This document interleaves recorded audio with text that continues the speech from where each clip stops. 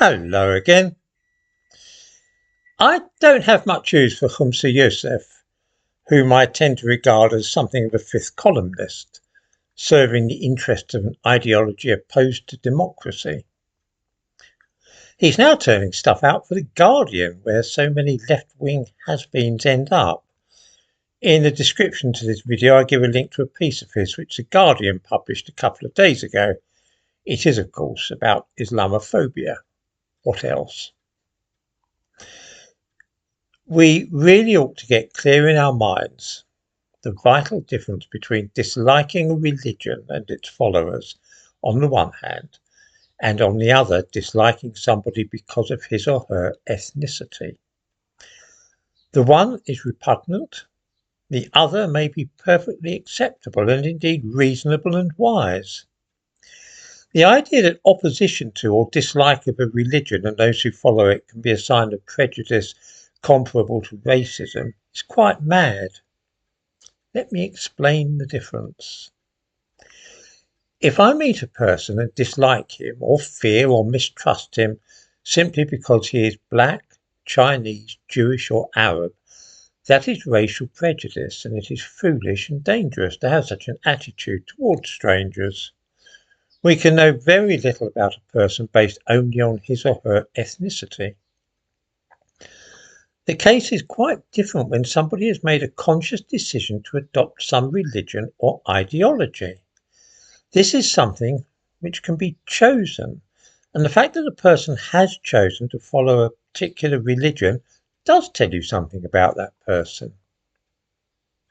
If I meet a Scientologist or a Catholic or Muslim, I know that this person has decided to follow a certain way of life and subscribe to certain beliefs and certain values. In other words, I can know something about a person when I see what religion he is following. If the religion was an irrational one, or one which requires its followers to be violent or to kill people, then feeling dislike of or even contempt for that religion and those who adhere to it is not prejudice, but rather a reasoned opinion. Let us suppose that an Aztec moves next door to me, and I find that his religion requires him to make human sacrifices in his back garden to appease the sun god. Is there really anybody so broad-minded and committed to respecting the cultural traditions of others that he will tolerate this and not feel that here is a man following an unwholesome faith which is damaging to those around him who do not follow his religion? I don't say that Islam is in this category. I'm using an extreme example to make the point. The point being that we can say something about people depending upon the religion or political system they choose to follow. Islam has nothing whatsoever to do with ethnicity or race. There are Muslims who are black Africans and there are Muslims who are Chinese. There are also Arab Muslims and people from South Asia who follow this religion. Then too, there are white Europeans who are Muslim as well, people from Bulgaria, Albania and Bosnia, for example. If somebody dislikes the religion of Islam and views it as a bad, dangerous or irrational religion, that is not some subtly disguised form of racism. We can form a well-founded opinion about somebody based upon the religion they follow. In fact, people often do this. Atheists often make mocking remarks about, say, Christians, and to say, talk about people who believe in the sky gods and so on. It's quite common for atheists to form a negative opinion about people who have religions.